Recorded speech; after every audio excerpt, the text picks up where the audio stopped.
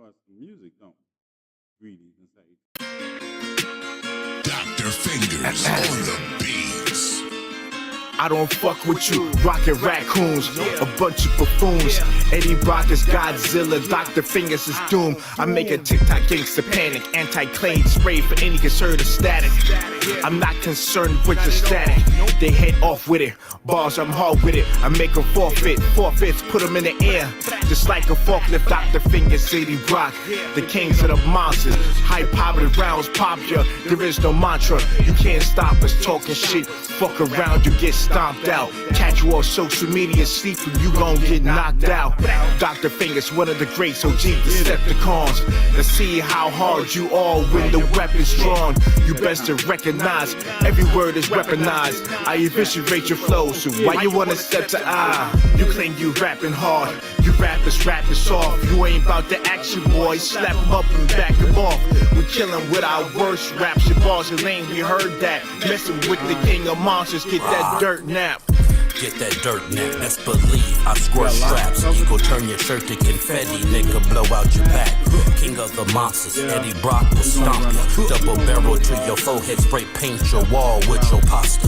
Rockin' Dr. Fingers, when that smoke linger, find charred bodies, identify them by their ring finger. Or dental records, best believe I will wreck it. Catch Robbie and Martin both slipping, strip them butt naked. Brock, Godzilla, Super Saiyan, Gorilla, mutated chromosomes. I'm in my zone and half I'll split ya. When I step, it's nothing but that motion shock. My stride split city blocks, spit rounds the size of rocks. EDDIBROCC. Smoking weed, watch your evening news. How I faint your city.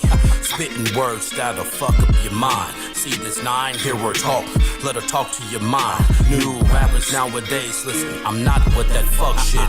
Mossberg buck, watch you spit, see you backflip. Far from a game, laying down these lanes. Crossed eyes, see that barrel spit flames, nigga. Close range. Yeah. There we go. Little opening from my little brother Jay, Dr. Fingers, and the big man himself, Eddie Brock. Eddie Brock and Dr. Fingers. Yeah, it's great. All right. So, how's everybody doing? How's everyone doing tonight? TNathan, don't know if we're supposed to hear you or the music. It was both because I know you all can hear me clearly, so I'll repeat all that. But the radio station could, and it's a management game. It's a management game.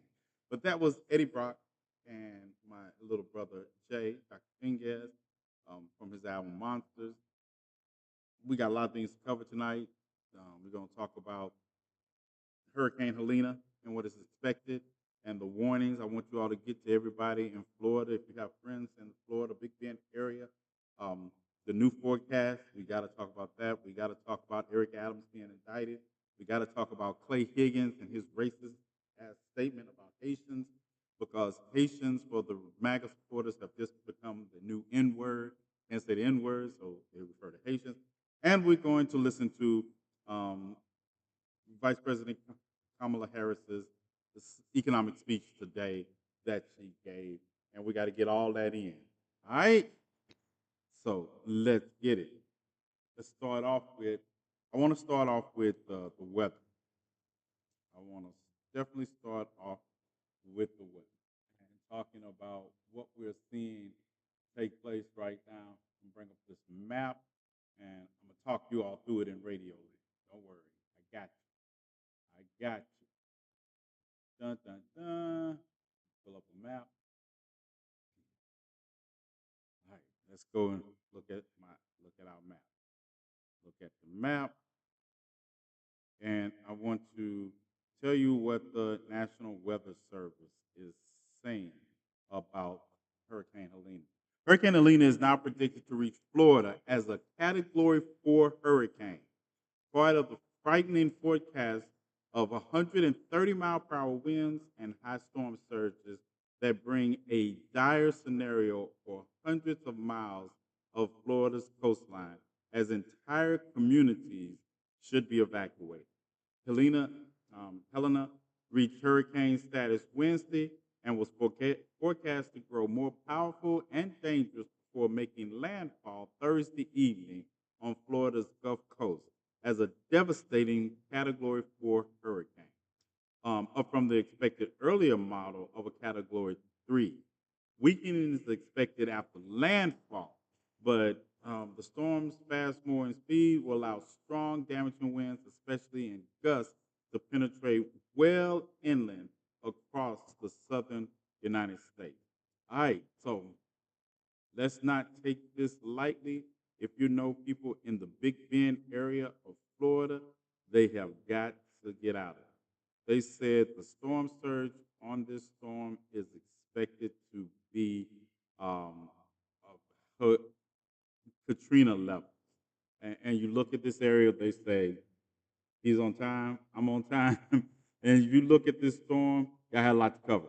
You look at this storm, and you look at the 20-foot storm surge that is expected. It is expected to make landfall around the Big Bend area, but you can see all this area that even it's not in the total path of the storm will be affected by storm surges from 4 to 20 feet. Do you understand they're also expecting waves of up to 50 feet?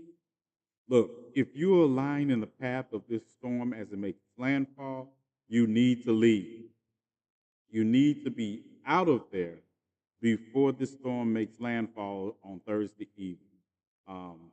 If it was only expected to be a Category 3, but now they're expecting a Category 4 at landfall, and that is if the storm doesn't just slow down. If the storm slows down and gains more energy before it hits, it will be even higher.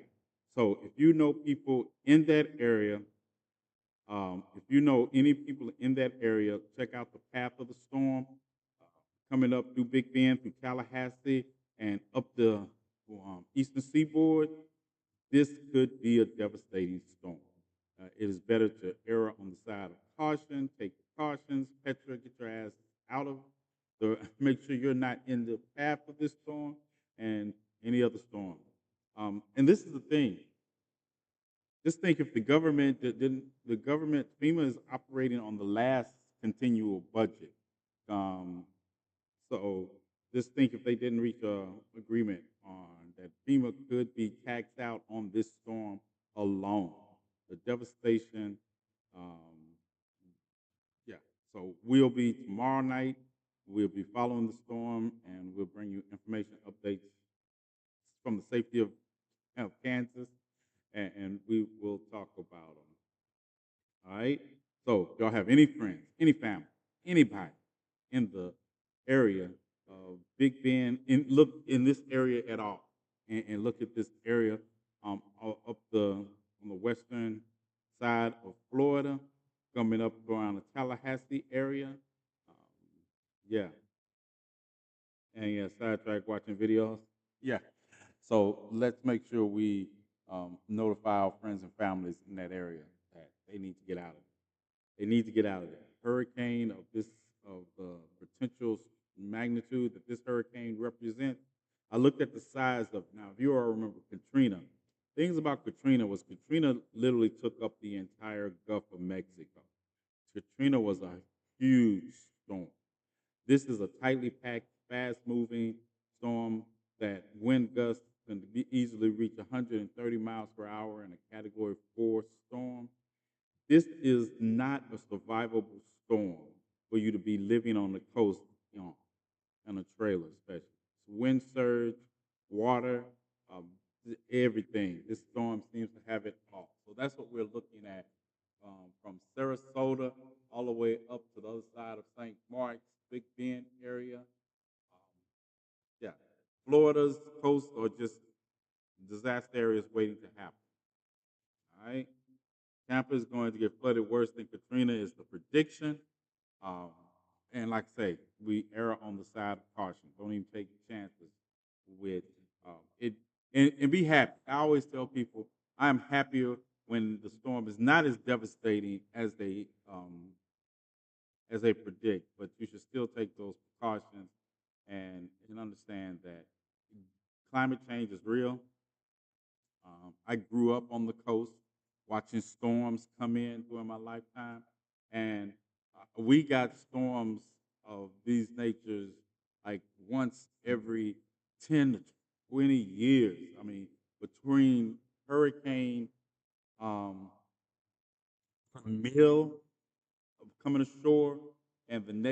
devastating hurricane of that level was probably um, Katrina. But now we're watching these kind of events happen much more frequently. Every year, we're getting devastating storms. We're getting the Gulf is warmer, and that warm water provides more energy for these cyclones. So, yeah, make sure, yeah, Camille. And listen, side note, I was Camille came ashore, and some of your people, and by your people I mean white people, were literally on the beach talking about they were having um, hurricane parties. Those people were never seen again. Just thought I'd put that out there. So don't play with these storms. These storms are nothing to be played with. I had somebody come from France one time, and they were like, they never been in a hurricane, and they were going to go watch. They wanted to watch the hurricane come ashore. I was like, you gonna be watching it by your damn self? Yeah, because I'm not even gonna be here. I'm gonna be in Memphis. Um, yeah, I'm gonna be in Memphis, and then if it comes start coming that way, I'm continuing to go up till I get to Chicago. I did not. Yes, they used to have hurricane parties. They had a hurricane party during Camille. That was the big thing. It's like people don't understand the devastation of that nature brings, but you have a really appreciation for it when you live in a coastal county, in a coastal area. Um, yeah, hurricanes. Hurricanes are you get more warning, so I would rather live in a hurricane zone than a earthquake zone. Yeah.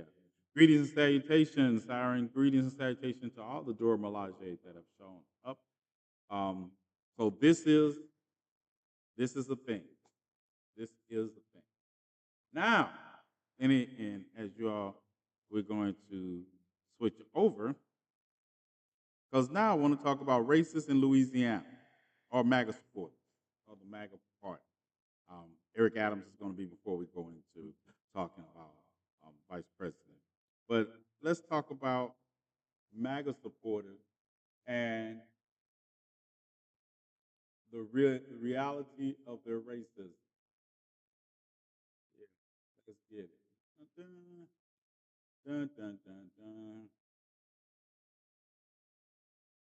dun, dun, dun, dun. I'm opening it up now. All right. So, um, Glenn Clay Higgins. If you're from the South, Louisiana especially, you know who Glenn Clay Higgins is. He is an entire racist, and he's the representative for the third district of Louisiana, right? And and this comes. Let me give you a little background before I get into the actual tweet he posted on X before he deleted it. So today, the Haitian Bridge in Springfield, Ohio, they pressed charges against Donald Trump and J.D. Vance for spreading misinformation that endangered their community. So they filed charges, criminal charges, in court. So that's the backdrop I want you to understand. Can you all read that? Do I need to? The, so you see, this is the article he's responding. So, uh, uh, uh. so Haitian group in Springfield, Ohio, files criminal charges against Trump and Vance. That's the that's the. Now we're gonna blow this up so we can read what he tweeted. So Representative Clay Higgins, like I said, he is the um, Representative Clay Higgins from represented United States House Representative from the great state of Louisiana, David Duke's racist. Also, Louisiana was actually the site of the most violent election in this country's history in 1872, when 150 black men lost their lives simply for trying to vote. And it was something it is so similar to the dynamics of Donald Trump in this election that it is. So, he says, LOL, these Haitians are wild, eating pets. That's supposed to be voodoo, by the way. Voodoo, nastiest country in the Western Hemisphere. Cults, slapstick gangsters, but damn if they don't feel all sophisticated now. Violent charges against our president and vice president. Just for shits and giggles, um, you might can get away with saying Trump is the president, but J.D. Vance has never been vice president, so that title for him is out the door. All these thugs better get their minds right and their asses out of our country before January 20th. January 20th. Y'all know what happens on January 20th, right? Ah, let's get a. There's the Klansman. There's the Klansman, Clay Higgins. Um, yeah, he said that. He said that. But hold on. Change is coming, and he's Republican, Trump supporter, as in case you couldn't tell. The Speaker of the House said that he talked to Clay about it, and Clay went in the back and he prayed, and he took the post down because he felt like he might have said some things that were extreme. But he prayed about it. He prayed about it. That's the answer. Prayed about it. I believe I'm dyslexic as well, but never been tested. I'm start reading y'all comments because your comments have nothing to do with what I'm talking about. Okay, back to what I'm talking about. So that is the statement that the Speaker of the motherfucking United States House of Representatives had to say about this racist ass tweet that the representative from Louisiana posted on his X account. I tell you all, this is why I don't understand why the fuck you all be playing. Yeah. Oh, 1018. I don't understand why you all be playing with MAGA supporters like you all do. This is who they are. This is a quiet part out loud. I don't understand why y'all talk to them and try to convince them of anything differently.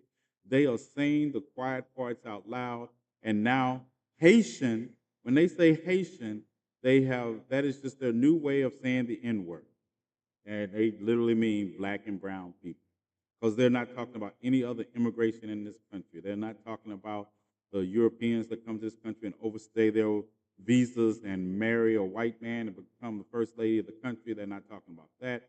Those are just taxing on the resources. And then to use Haitians, you're literally using a group that is in this country legally because of temporary protective status. And that has been extended to them since 2011, and it was in place when their Lord and Savior Donald Trump was president also. So Haitian is just code word for the N word. And I would say it, but that is a $500 fine if I say it before 11 o'clock if I get caught. I didn't get caught. I didn't get fined yesterday. I didn't get caught. I didn't get a review. I usually have a review in my email box like I did 2 days ago.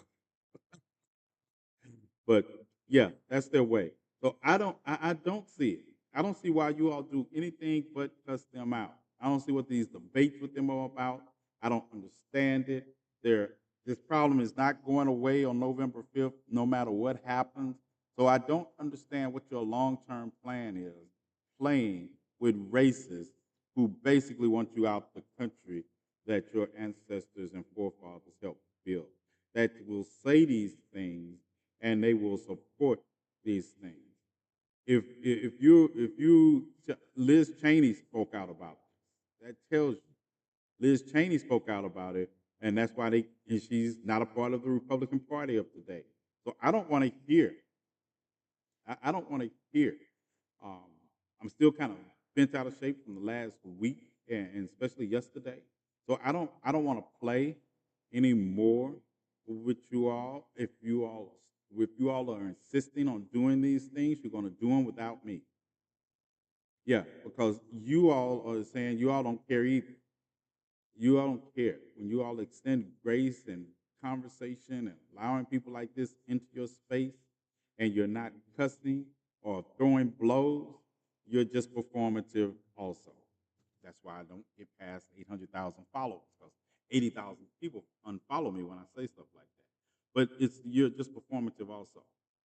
At this point, you're just performative because They're not. If you have any ounce of decency, if you are not a racist, bigot, piece of shit, then you would not be a part of the same party this man is a part of without calling him out. Without calling him out. If you haven't, if you say just the Liz Cheney spoke out, all the Republicans that they kicked to the side, they don't want to be in their party anymore, that are endorsing Kamala Harris, they spoke out. So if you call yourself not speaking out on this obvious racist incident, I don't care if you get hit by a car. I said what I said. And if you play in my face, I'm gonna be the one driving the car, and I don't even like to drive. And if you facilitate them, I'm gonna consider you a part of it. That's from now on. That's what I'm doing. I'm considering you part of them. We're not on the same team. Sometimes that period of flow is rough. I think I'm just gonna speed past that one. Just gonna scratch my head and speed past. What about people like Ann? I think if you're talking about the Ann I drugged yesterday, you're talking about that Ann. That's what y'all want to play in my face about right now. Y'all really want to play in my face about that? What's up, Cam? That's what y'all playing in my face about? What about her? What didn't I say about her that you all didn't understand in my goddamn video? 75. What did y'all not understand? Okay, I'll play you stupid little games. What didn't y'all understand? These Trump supporters call him their Lord and Savior and God. And yeah, and liberal, and what I said about white liberals who call themselves liberals and do stuff like that, yes, that is disrespect, and they can get it too. Yeah,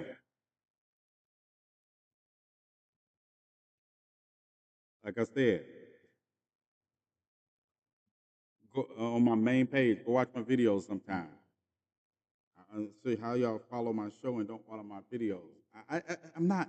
I'm not in the mood to. I'm not going to do these things that other creators do. Yeah, I'm not going to listen to people say they support and follow me and they don't watch my videos enough to know how or where I stand, because my stances don't change between the couple of hours I get in and make some videos and I come and do this show. I'm tired of people with their halfway, half-assed revolutionary thinking. I'm tired of. I'm tired of people only being revolutionaries when it's convenient, or they only. I'm tired of people telling me they follow me or listen to my videos, but I look at your comments in my video section. I'll be like, you didn't even watch my whole goddamn video. Yeah, I'm tired of all that. I'm tired of standing on this precipice, and we are fighting for people's lives, literally. And I have to handhold people. I'm not the handhold kid. If you need a hand holder, go to Revolutionary 101 Remedial. This is not here. This is not here. I don't need you here either. I'm not going to beg. I'm not going to plead. I don't need you here. I need somebody. I need people that show up that have a certain understanding and investment in what we're doing and what we're talking about. I am. I know people think I'm the remedial teacher. I am not. I am the advanced teacher. I am the advanced teacher. And now, if y'all need remedial training, go find. Uh, I don't even know who to tell you to go find, because most of the people I've come to realize on this app are just performative. I don't even know to you who to go find, but go find them, because this is not the place. And if that hurts your feeling, this is definitely not the place for you, because it only gets worse. Because I don't care about feelings over fighting for the lives of marginalized groups of people. Yeah, and we're gonna have a lot to say about it. So that's what this weak ass did. This is Louisiana. Anybody who votes for him is a piece of shit. Anybody doesn't call him out for what he did in his party, are racist. Yeah, racist. 75 million. I know 75 million people in this country at least are racist of voting age. I know it. I see how you voted in 2020. You're racist. Yep. And this, I tried to put a picture of him up in the uniform his wife made him out of the bed sheets with the eyes cut out of pillowcases, but social media wasn't going for that because it's fine to show them in their uniform when you're just talking about them, but when you're calling them racist, they don't. Social media doesn't like that. They don't like that. So that's what he did today. That was the rhetoric he pushed out, and dun, dun, dun. And in other news, in other news today, I can change this one because I don't think I put any pictures. I didn't load up any pictures of Eric Adams. It amazes me. Uh, People in New York didn't even understand. So Eric Adams today was indicted by the Fed, a sealed indictment that is scheduled to probably be opened either tomorrow or Friday, and then he will become the first sitting the first sitting mayor of the city of New York, the largest city in the country, to be actually indicted while still in the office of mayor. Y'all understand that? Yeah, I seen it coming. And a lot of people were critical to ask me why I didn't like Eric Adams, right? Because they say, look what he's doing for immigrants. I always felt that everything Eric Adams was doing because he was it was just deflecting from the other things he was doing that were just basically oppressive Republican idealisms under the guise of let understand that part of the investigation we understand is about him giving contracts to people he knew to build housing or to use housing for migrants in the city. So he was giving out contracts. So I always said that I didn't. But I'm gonna tell you another thing. I don't like Holcomb either. See, I don't like Holcomb. Ever since she said that remark about kids in the Bronx not knowing what a computer was, she could have been on the Empire State Building during the construction of it when hundreds of people died in the construction of the Empire State Building because at the time we didn't have the same kind of regulations we have in place now. But anyway, Eric Adams, and a lot of people surprised me that they didn't know Eric Adams was a registered Republican in 1997. I never understood why people were talking to me about Eric Adams like I didn't know he was a registered Republican. And then I realized they didn't know he was a registered Republican in 1997. Eric Adams came back to became a Democrat in 2001. He was a registered Republican before that. So, yeah, 2001. Talking about he was protesting. Yeah, you didn't know that? Eric Adams was a registered Republican in 1997. Look it up. It just amazed me. And I remember when he made that speech talking about he was the future of the Democratic Party. And I remember saying in the live that night that I guess the future of the Democratic Party runs through the Republican Party. And people act like they didn't know what I was talking about. Adams been accused of some wildish, shocking offense. I, no, I'm not doubting it, but I think this is all. And I'm going to say something. I'm going to say something about that siren. But I meant to make a video about this. And this is a side note because I have side notes. Everything I do has a side note. My side notes have side notes. So I don't go too far down the side notes of the side notes. But I also want to say this. A lot of people that are disproportionately looking at the pictures of Sean Combs with black artists or athletes or personalities while ignoring the same pictures that he took with white personalities, athletes, and all. And they're always looking for black people to fail.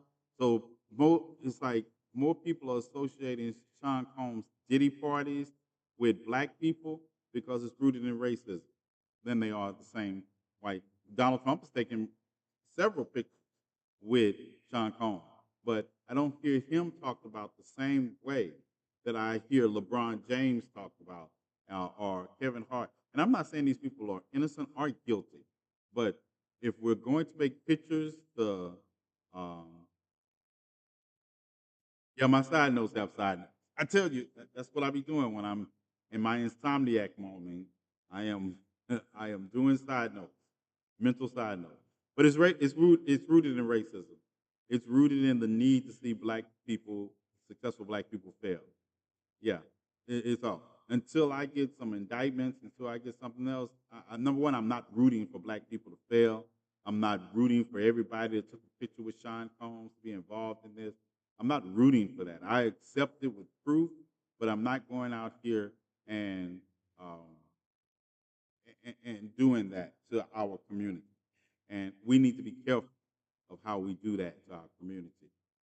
It's one thing if the surviving Diddy documentary come out, like the Surviving R. Kelly documentary, and then I always felt the same way about Aaliyah's parents. I thought they were pieces of shit from the beginning because if you're really in our community, you hear and you know.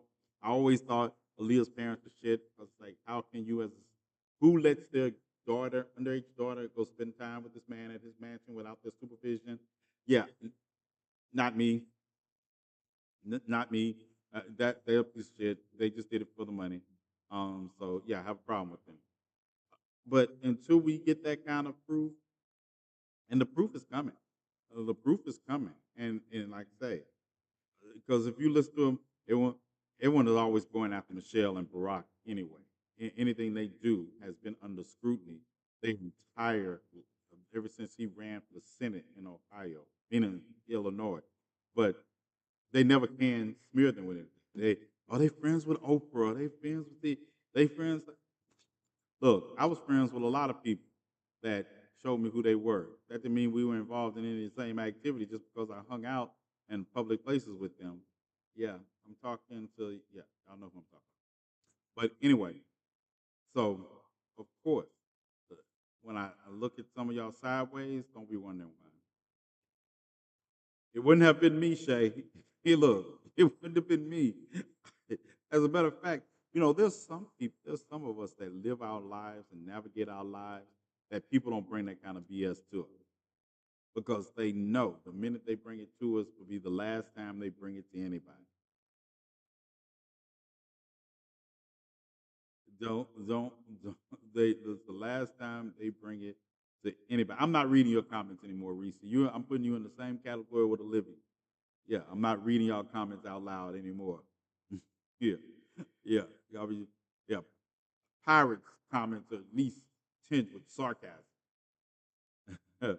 So that is what's going on with Eric Adams. We don't know why, but I'm gonna tell you the division that indicted him is the division that usually deals with corruption. They're the same division that indicted the sitting senator, New York senator. They're the same ones that investigate corruption. So there's a lot to be said for who indicted him within the Fed. And I'm gonna go on I'm gonna go on a limb right now. I'm gonna say it has something to do with housing, contracts, awarding of city contracts, that kind of thing. And then you have to understand, and this is the thing: New York's deputy mayor is also under investigation by a whole different agency. You got the deputy mayor of New York under investigation. You got um, the is it transportation? You got like five of his close cohorts that have had their homes raided in the last 6 months. Yeah, Siren, definitely. The last 6 months. So it's like it's not like he can step down and let his deputy mayor step up. They're under investigation too. You know, you got all kinds of people around the mayor under investigation. Yeah. So I stay in trouble. But Reese and Olivia are in trouble today, and I'm happy. Yeah, yeah. So y'all, my family is so sad. My family is so dysfunctional. Oh, oh my goodness, they're so dysfunctional. I wouldn't trade them for anything. I just want to beat them all up sometimes. It's such a dysfunctional thing. You're happy that it's not you. Ah, I can be. Oh my goodness, I have to literally give everybody in my family mod powers to keep them from dropping or kicking each other out. Oh my goodness. So that's what's going on today. Any questions about the first three topics we covered before we go on? Like I say, GCPR, y'all get ready. We're all going, all riding out with us tonight. We're going to I now need to key up. Give me a moment. I need to key up um, the speech from today from the vice president. She talks about her economic plan, and we're going to listen to him. Let me key it up. Let me get. Good afternoon. And I want to say we'll talk about some of these things on November 5th. I promise you. Um, I'm happy. This is the thing. I want to say this too, and remind me. Somebody has my number. Remind me later to make this video because I keep saying I'm gonna make this video, but I keep getting sidetracked. But I want to say that let's be realistic. And this is about men, it's men, black men especially. Right? When I hear you all talk about Kamala Harris and y'all don't like her and y'all not going to support her for president, and you can't spell policy, I have literally debunked everything that they say they stand on, why they don't like Kamala Harris, like she didn't like 1,500 men up for, black men up for marijuana possession. They've never read the LIFT Act. They never read the Second Chance Act. She has always claimed her blackness. And I mean, I provide receipts. And so I've debunked everything they say, right? And they still are saying these things, so that means they're lying. Or they stop saying those things and they move the goalpost. And yeah, you don't like Kamala Harris because you don't like black people. And so it's rooted in menage a noir. And if you don't know what that is, that's racial hatred of black people. But for black men, it's also rooted in you don't like black people. And it's men in general. That's why um, that's the same. It's the same problem that Hillary Clinton had, plus being black. Hillary Clinton didn't hold well amongst men either. Um, but then you add to that, you add blackness, the racial element. It's not just misogyny; it's menage a noir because of that, and it's rooted in that self hatred and also that a lot of people claim they love black women until it comes to seeing black women in positions of power. What you're saying is you love black women that submit to you. You don't like black women who stand on business with or without you because your little ego is damaged. And I had someone send me, and I'm gonna talk about it because y'all know I get really, and I can't choke anybody around me. I can't choke Bella, so I have all this choke energy that I'm gonna go out and find somebody to choke. But listening to people yesterday make videos about where was Kamala Harris speaking out from Marcellus Williams, and I'm like, where was Donald Trump? That's your boy.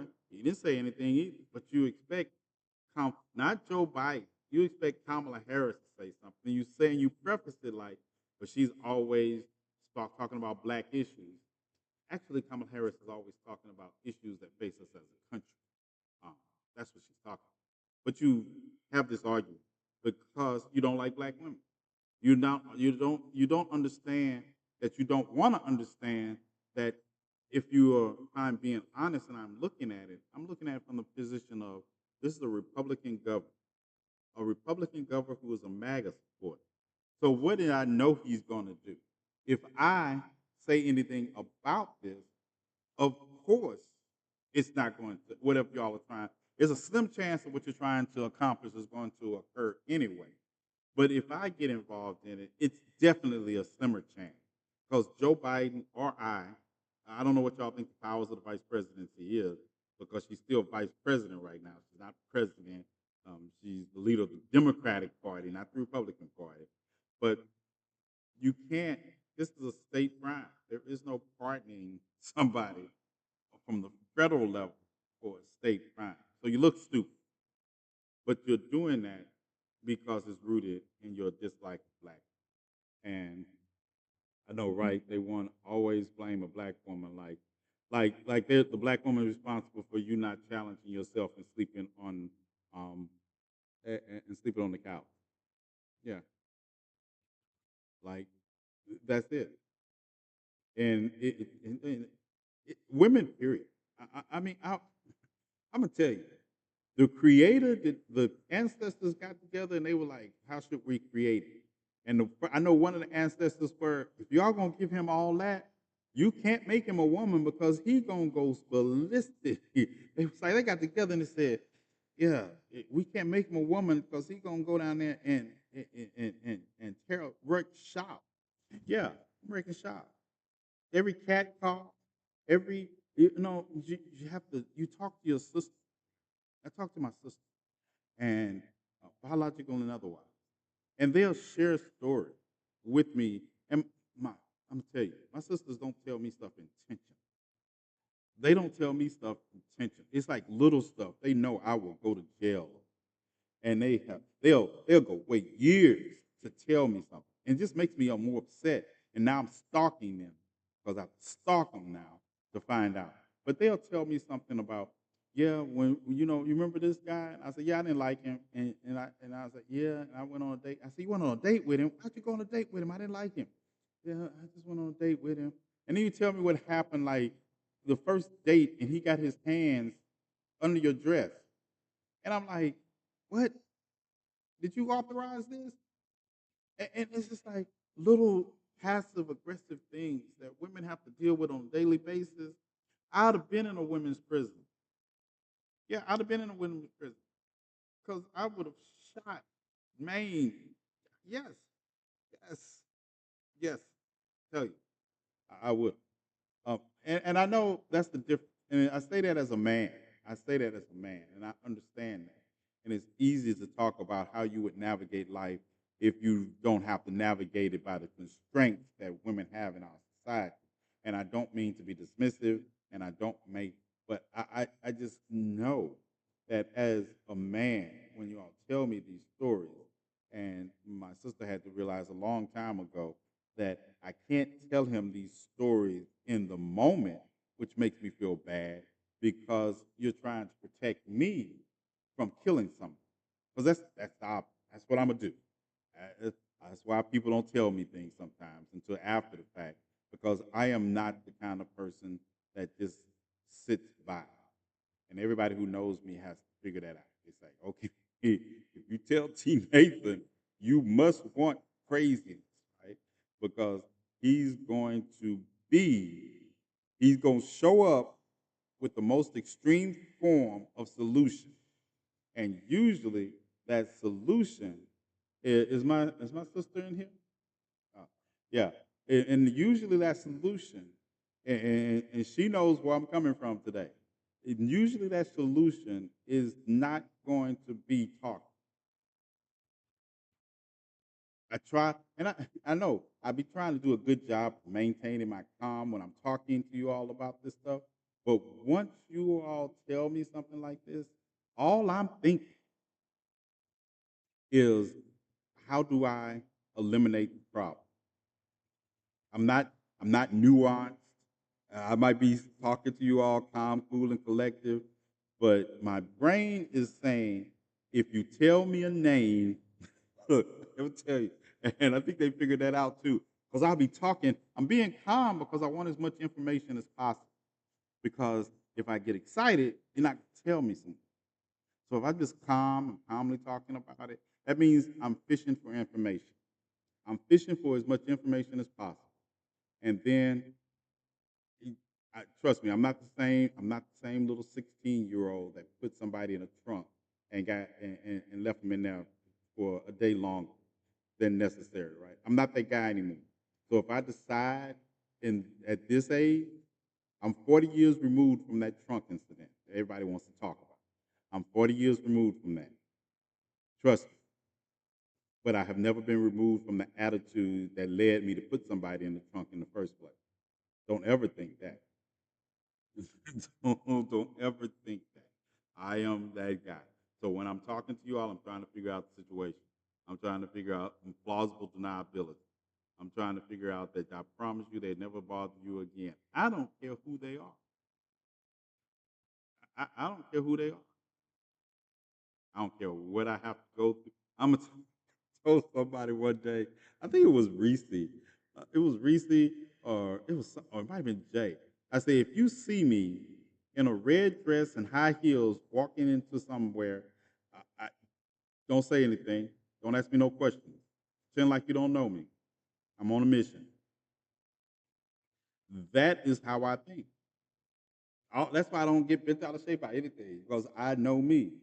I know me. I will put. You'd be like, damn, that's an ugly woman. Yeah, you call me ugly, you want to, but that's what you're gonna have to remember. I will shave my beard off. I shave my beard off. And y'all know how much I love my hair.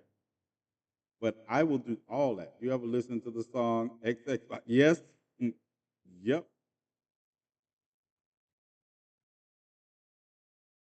I will. As the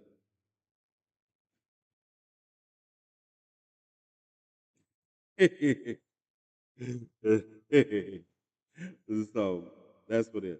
So this is what we're gonna do. And we're going to listen to GCPR. Y'all in luck tonight. Tonight is Wednesday. Tonight is Wednesday. Tell me tonight's Wednesday, right? So if y'all tuned in for music, it's gonna be late. The DJ is not gonna get on till I get this speech out the way. Okay. So you don't have to worry about it. We're gonna be here till after I run this audio of Kamala Harris. It's Wednesday. It's Wednesday. So I'm gonna run this audio of Kamala Harris from today, and we're gonna talk about it. But yeah, we're gonna go a little long on GCPR, so y'all get ready, get a snack, and we're gonna do this. So that's what's coming up. We're going to listen to the Vice President today in Pittsburgh and what she had to say about. All right, we got it. Make sure.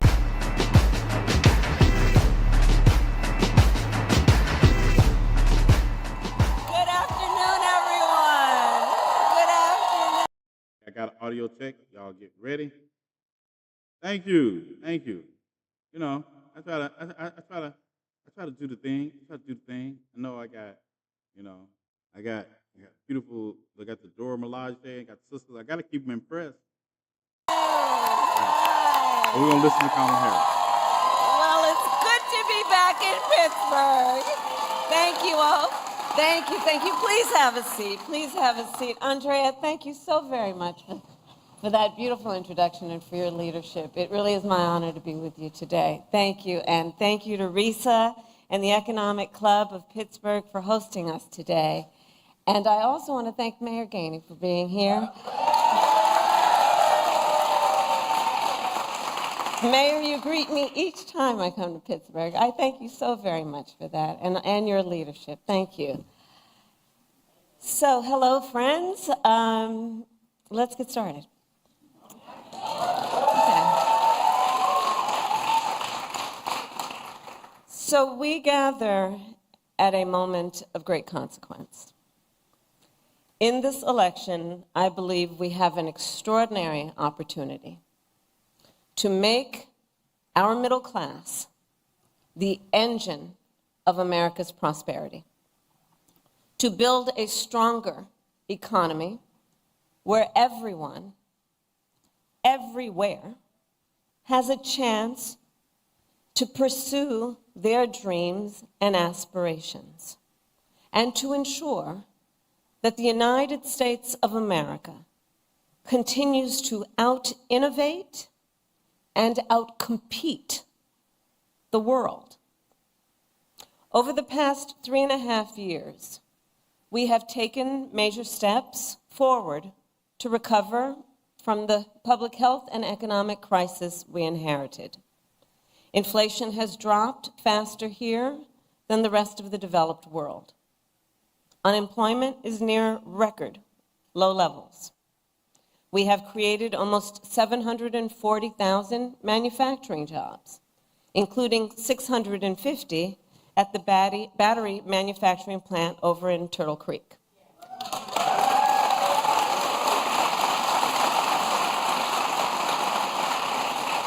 And we have supported another 15,000 jobs at Montgomery Locks. So these are local, great examples of the work that we have achieved thus far. And last week, for the first time, of course, in 4.5 years, the Federal Reserve cut interest rates, which will make it just a little easier for families to buy a home or a car or just pay down their credit card bill. But let's be clear, for all these positive steps, the cost of living in America is still just too high. You know it, and I know it. And that was true long before the pandemic hit. Many Americans who aspire to own a home are unable to save enough for a down payment on a house, and starting to think that maybe home ownership is just outside of their reach. Folks who live in factory towns and in rural communities, who have lost jobs, are wondering if those jobs will ever come back. Many Americans are worried about how they'll afford the prescription medication they depend on. All of this is happening at a time when many of the biggest corporations continue to make record profits while wages have not kept up pace. I understand the pressures of making ends meet. I grew up in a middle-class family, and while we were more fortunate than many, I still remember my mother sitting at that yellow Formica table, late at night, cup of tea in hand, with a pile of bills in front of her, just trying to make sure that she paid them off by the end of the month. Like so many Americans, just trying to make it all work. Every day, millions of Americans are sitting around their own kitchen tables and facing their own financial pressures. Because over the past several decades, our economy has grown better and better for those at the very top, and increasingly difficult for those trying to attain, build, and hold on to a middle-class life. In many ways, this is what this election is all about. The American people face a choice between two fundamentally very different paths for our economy. I intend to chart a new way forward and grow America's middle class. Donald Trump intends to take America backward to the failed policies of the past. He has no intention to grow our middle class. He's only interested in making life better for himself and people like himself, the wealthiest of Americans. You can see it spelled out in his economic agenda. An agenda that gives trillions of dollars in tax cuts to billionaires and the biggest corporations, while raising taxes on the middle class by almost $4,000 a year, slashing overtime pay, throwing tens of millions of Americans off of health care, and cutting Social Security and Medicare. In sum, his agenda would weaken the economy and hurt working people and the middle class. You see, for Donald Trump, our economy works best if it works for those who own the big skyscrapers, not those who actually build them, not those who wire them, not those who mop the floors,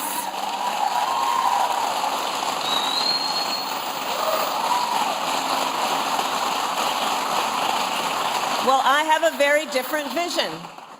I have a very different vision for our economy. I believe we need to grow our middle class and make sure our economy works for everyone, for people like the people in the neighborhood where I grew up and the hardworking Americans I meet every day across our nation. So I call my vision the opportunity economy. And it's about making sure everyone can find a job and more, and more. Because frankly, having a job, I believe, in our ambition and aspiration should be baseline. And we should aspire and have the ambition and plan to do more. I want Americans and families to be able to not just get by, but be able to get ahead.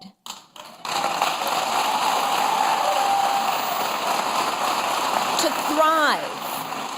Be able to thrive. I don't want you to have to worry about making your monthly rent if your car breaks down.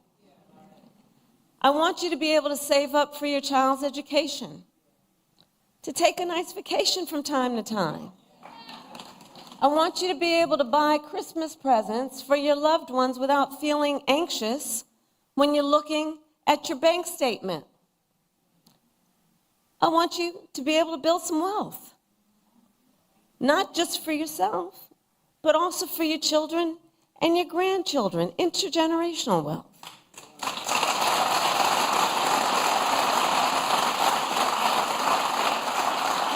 And here's the beauty of it all. We know how to build an economy like that. We do know how to unlock strong, shared economic growth for the American people. History has shown it, time and again. When we invest in those things that strengthen the middle class, manufacturing, housing, healthcare, education, small businesses, and our communities, we grow our economy and catalyze the entire country to succeed. I have pledged that building a strong middle class will be a defining goal of my presidency. And the reason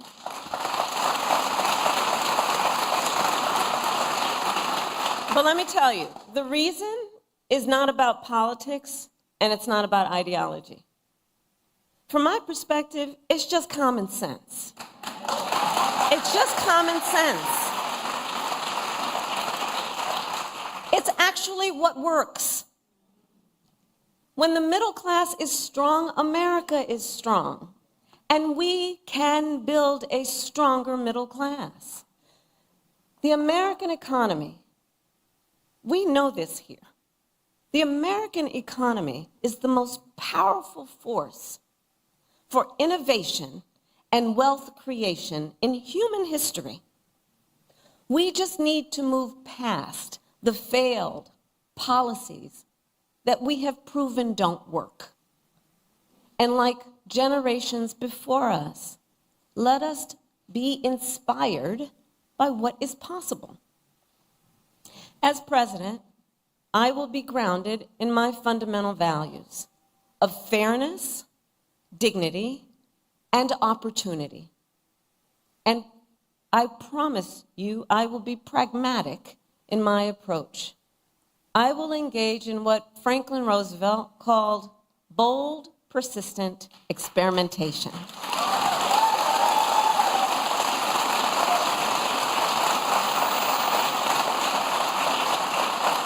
Because I believe we shouldn't be constrained by ideology and instead should seek practical solutions to problems, realistic assessments of what is working and what is not, applying metrics to our analysis, applying facts to our analysis, and stay focused then not only on the crises at hand, but on our big goals, on what's best for America over the long term.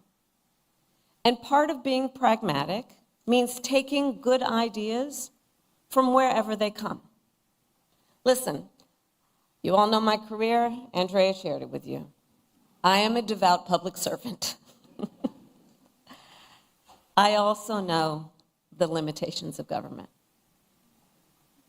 I've always been and will always be, and be clear about this, I've always been and will always be a strong supporter of workers and unions.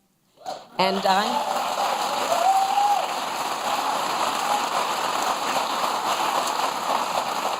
I also believe we need to engage those who create most of the jobs in America. Look, I'm a capitalist. I believe in free and fair markets.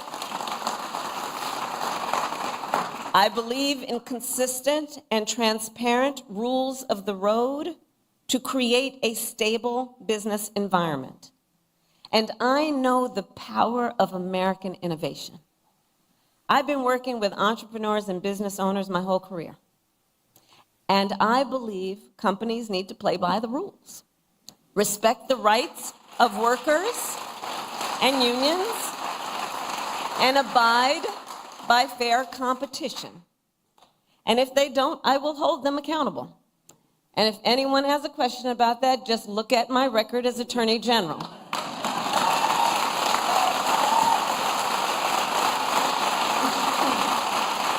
Look at my record in California, taking on the big banks for predatory lending, taking on big healthcare companies for conspiring to jack up prices, taking on a big for-profit college for scamming veterans and students. At the same time, I believe that most companies are working hard to do the right thing by their customers and the employees who depend on them. And we must work with them to grow our economy.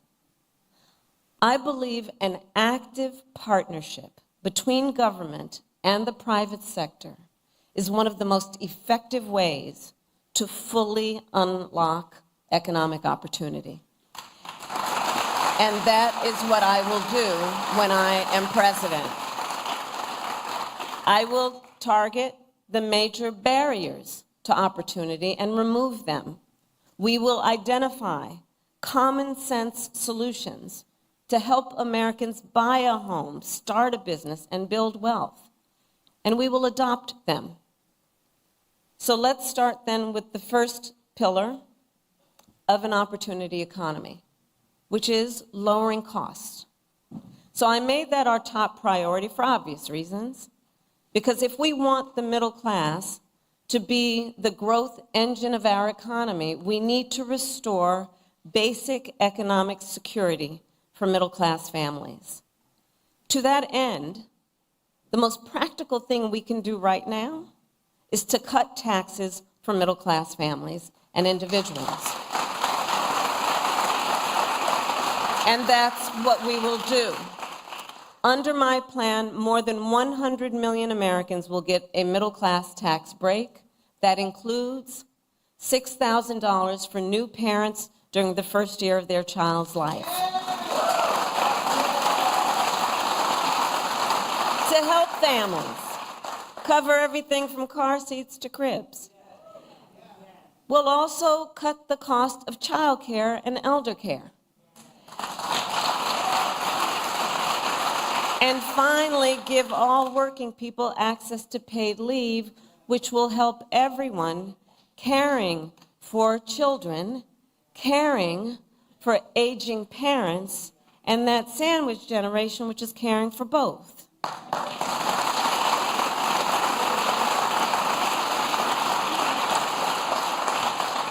So I have a personal experience with caregiving.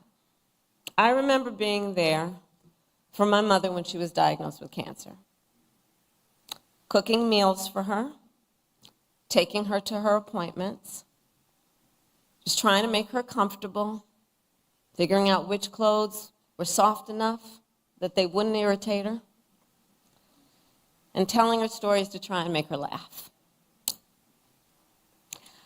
I know caregiving is about dignity.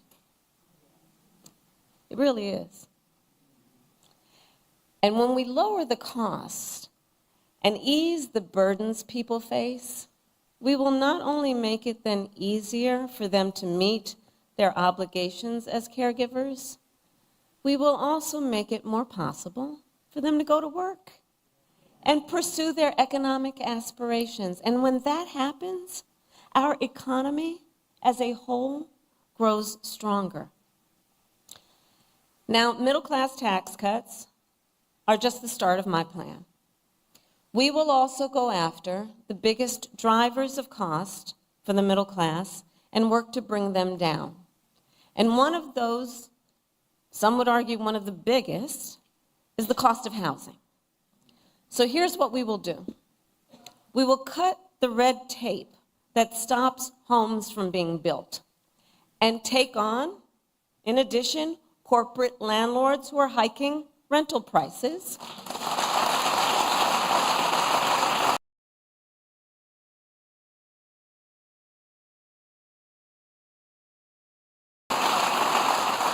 And we will work with builders and developers to construct 3 million new homes and rentals for the middle class, because increasing the housing supply will help drive down the cost of housing.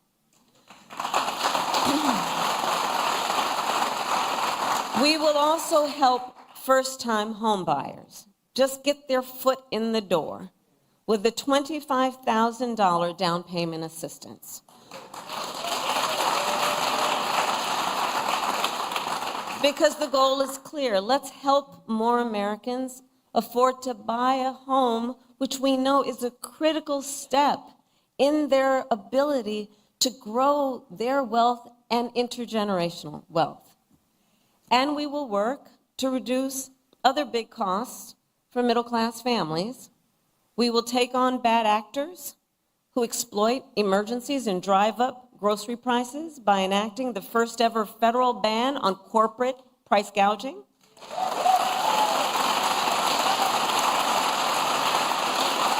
I had the experience of dealing with that when I was Attorney General. We will take on Big Pharma and cap the cost of prescription drugs for all Americans, just like we did for our seniors. Now, by contrast, Donald Trump has no intention of lowering costs for the middle class. In fact, his economic agenda would actually raise prices. And listen, that's not just my opinion. A survey of top economists by the Financial Times and the University of Chicago found that by an overwhelming 70 to 3% margin, my plan would be better for keeping inflation low. Objective economists have been very clear. The second pillar of an opportunity economy is investing in American innovation and entrepreneurship. So for the last century, the United States of America has been a beacon around the world. And as your vice president now for almost 4 years, I've been traveling the world, meeting with world leaders, meeting with foreign leaders, meeting with business people in various countries with which we have partnership. And I will tell you, America remains a beacon. for what it means to inspire and invest in innovation. Not only for our ability to come up with some of the most breakthrough ideas, but also our ability to turn those ideas into some of the most consequential innovations the world has ever known. I believe the source of our success is the ingenuity, the dynamism, and enterprising spirit of the American people. To paraphrase, yes, it is, it's our nature.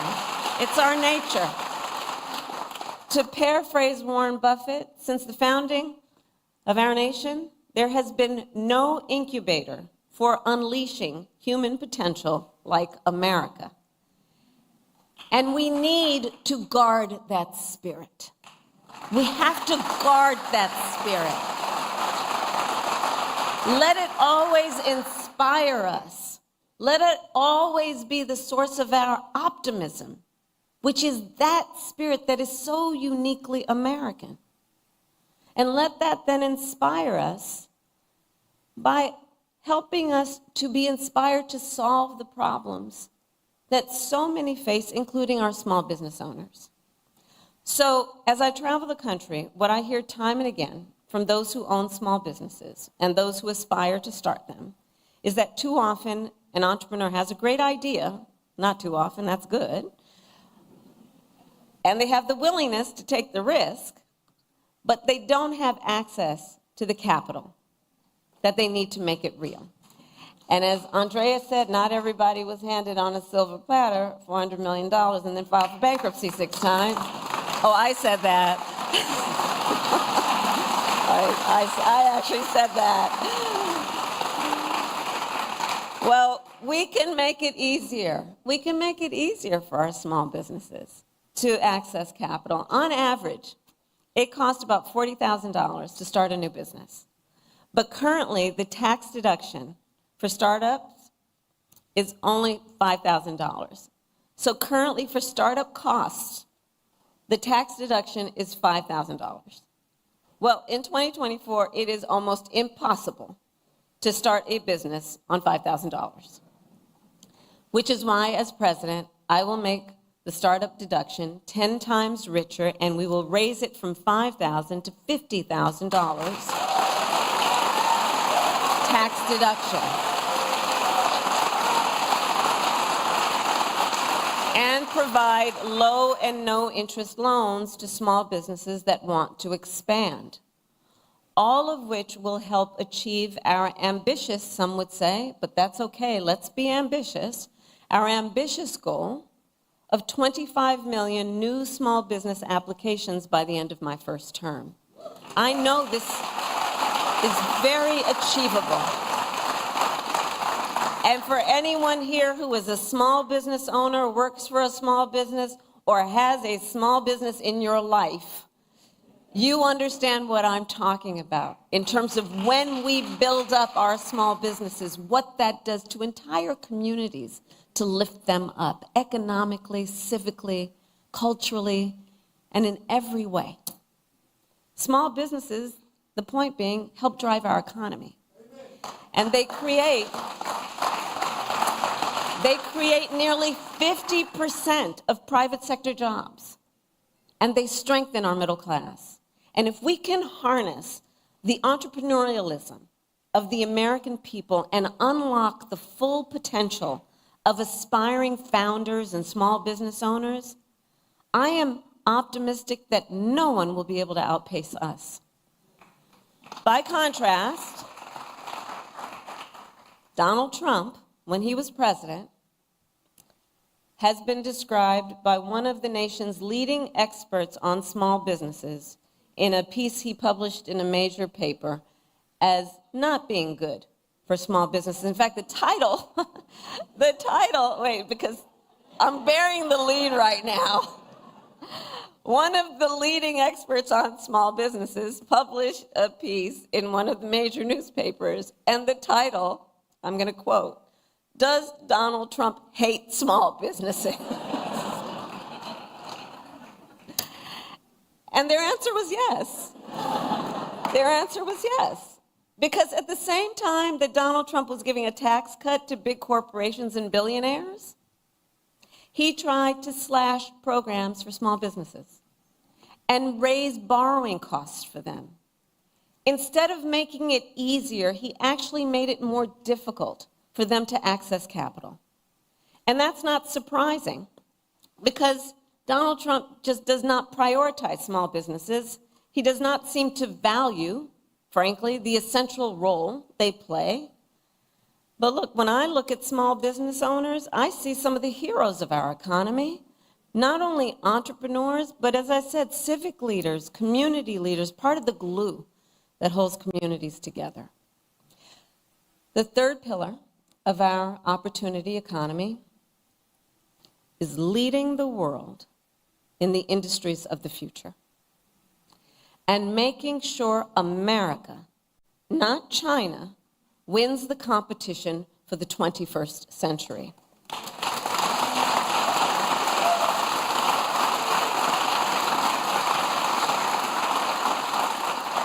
One of the recurring themes in American history is that when we make an intentional effort to invest in our industrial strength, it leads to extraordinary prosperity and security, not only for years, but for generations.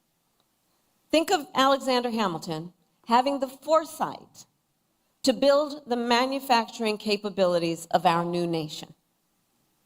Think of Lincoln and the Transcontinental Railroad. Think of Eisenhower and the interstate highway system. Kennedy committing America to win the space race and spurring innovation across our society. From our earliest days, America's economic strength has been tied to our industrial strength. And the same is true today. So I will recommit the nation to global leadership in the sectors that will define the next century.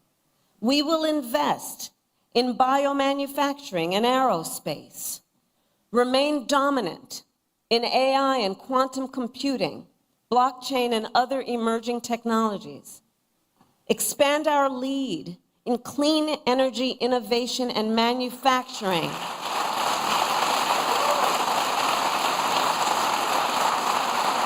so the next generation of breakthroughs, from advanced batteries to geothermal to advanced nuclear, are not just invented, but built here in America by American workers.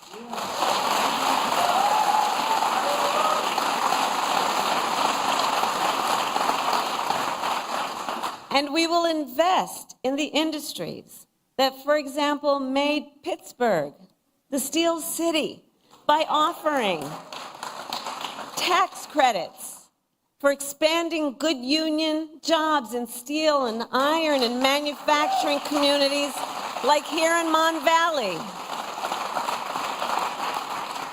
And across all these industries of the future, we will prioritize investments for strengthening factory towns. This is so important. For strengthening factory towns, retooling existing factories, hiring locally, and working with unions, because no one who grows up in America's greatest industrial or agricultural centers should be abandoned. And understand what that means for real people, people we know, people we care about. We don't have to abandon a strength we've known to achieve a strength that we plan.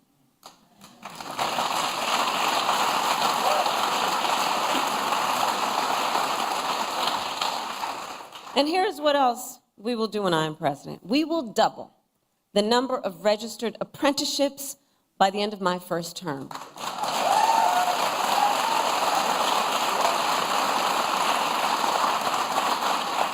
Because I almost made it a goal of mine. I think I am going to fall short, but trying to visit every IBEW local in America, because I'm going to tell you, those apprenticeship programs, those are tough duty, man. And women and everyone. They're tough duty. I mean, talk about the skills that are about engineering and science and math and just the most highly skilled folks who are in those apprenticeships and teaching there. And so one of the things we must do, understanding that and understanding the nature of that part of our educational system, is let's eliminate degree requirements while increasing skills development. And let's start with something I can do as president, was ensure that we do that for the 500,000 of federal jobs that are within our ability to make it so. Showing what is possible and then challenging the private sector to make a similar commitment to emphasizing skills and not just degrees.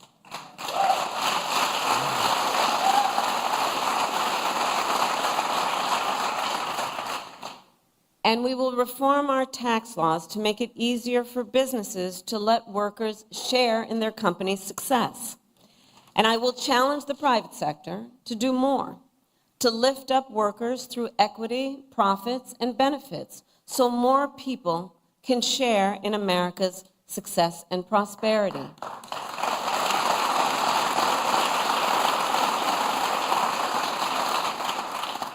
And not only must we build the industries of the future in America, we must also build them faster.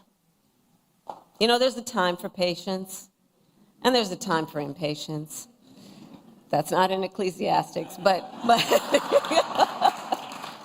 just went off script for a minute, Mayor. But the simple truth is, in America, it takes too long and it costs too much to build.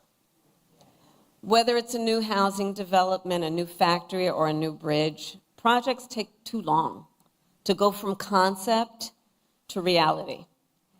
It happens in blue states, it happens in red states, and it's a national problem.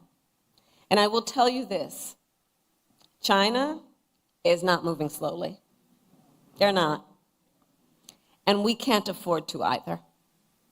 If we are to compete, we can't afford to either. As president, if things are not moving quickly, I will demand to know why, and I will act. I will work with Congress, workers and businesses, cities and states, community groups and local leaders to reform permitting, to cut red tape, and get things moving faster. Because, look, as I said, patience may be a virtue, but not when it comes to job creation or America's competitiveness. Many of you know the Empire State Building. You know how long it took to build that? 1 year. The Pentagon, you know how long that took? 16 months. No one can tell me we can't build quickly in our country.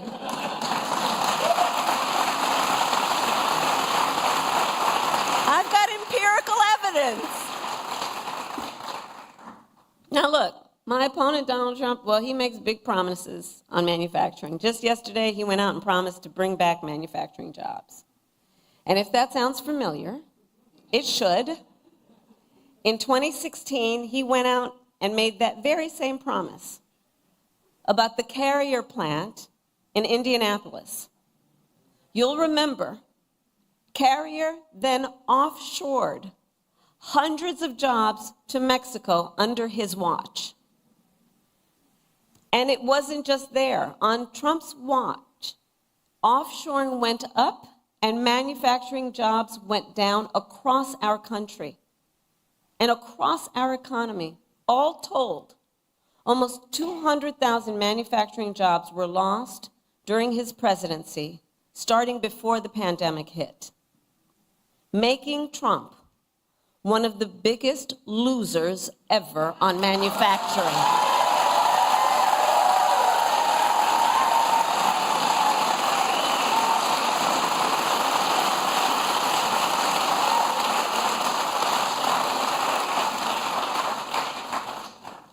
Donald Trump also talked a big game on our trade deficit with China. But it is far lower under our watch than any year of his administration. While he constantly got played by China, I will never hesitate to take swift and strong measures when China undermines the rules of the road at the expense of our workers, our communities, and our companies, whether it's flooding the market with steel, inferior, or at all, unfairly subsidizing shipbuilding, or hurting our small businesses with counterfeits. Recall, Donald Trump actually shipped advanced semiconductor chips to China, which helps them upgrade their military. Understand the impact of these so-called policies that really are not about a plan for strengthening our prosperity or our security. I will never sell out America to our competitors or adversaries. Never. Never. And I will always make sure we have the strongest economy and the most lethal fighting force anywhere in the world.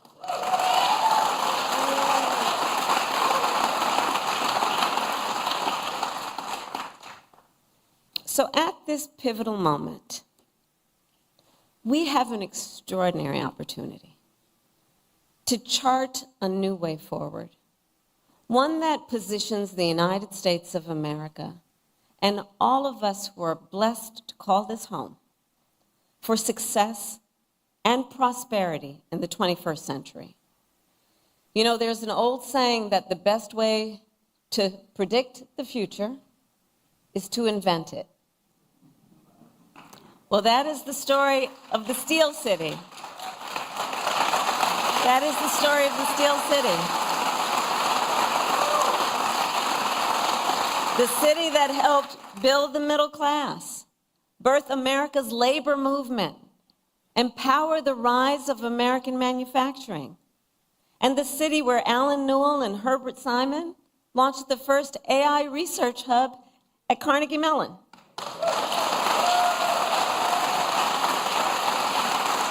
And created entirely new fields like machine learning. And Carnegie Mellon is now home to the largest university robotics center in America.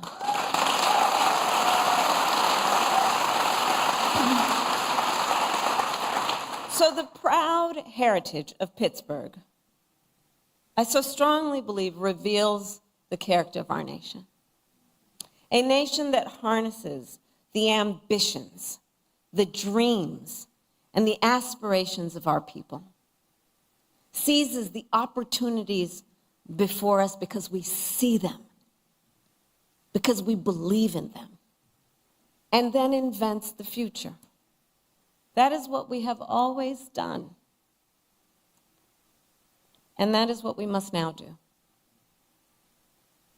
And I know we will. I thank you all for inviting me. May God bless you.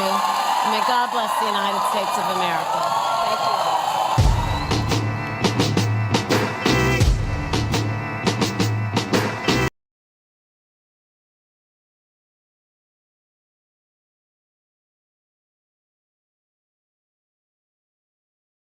Okay. Before I say anything, all right, GCPR, TNathan here. We're out of here. And if you would like to listen to the rest of the show, come on over. If you have a VPN that allows you to get TikTok, X, um, Twitch, or YouTube, you know where to find me. And I'll see you tomorrow, 10 o'clock Central Standard Time, 11 o'clock Eastern Time. You got to figure it out where you see. All right. Clear on my 31-minute overrun on GCPR. All right. I like what she had to say, to be honest, just going to put the people in place for her. True. I figured since late night to a legal document. Yeah, late. It's a legal document I can't even talk about till tomorrow. Yeah, I was just scoping out the rough. Somebody sent me something that I was talking about earlier from New York, but I can't share. It's conjecture at this point. I don't like conjecture. Um, I want to remind people of something. Um, you want the Pentagon, you want the Empire State Building or the Pentagon first? Long as we understand that, yeah, building building literally and figuratively to strengthen the economy, yes. Um, Infrastructure, this country really needs to improve its infrastructure. I mean, the infrastructure bill helps that, but we still need more money to be spent on infrastructure. Every bridge in this country that was built before 1980 needs to be replaced, and that would create massive amounts of jobs. If every bridge in this country that is still needs to be in service to this day, that was built for the 80s, needs to be replaced. Um, and you're right, um, and we need transportation. You all realize trains were not originally built for transportation. Railroad tracks were not laid for transportation. Highways were not built for the reasons we use them today. Highways were built as a means to transport military equipment from one point in this country to the other. Our electric grid is a nightmare, but I also think that we have to incorporate solar, wind, and other renewable energy sources into our electric grid. All that, all those things would be massive undertakings in this country that would build more jobs. And I'm not saying that 3 million homes is a great idea. As soon as we just get through the homes that we do have that are underwater or vacant, that could be refurbished and made ready for first time homeowners also. That's the thing. Not see, and I'm not being overtly critical of the plan, it's the execution.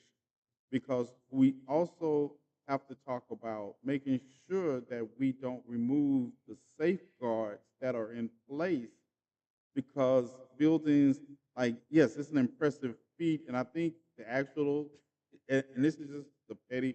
It's not petty. It's just I'm a stickler for information. You all know that.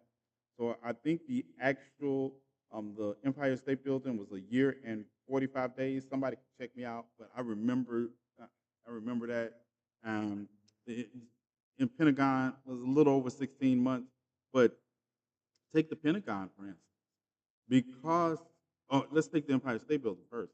You understand that most of the accidents, the 14 to 27 people that are officially died in the construction of the Empire State Building, they died because the safety regulations.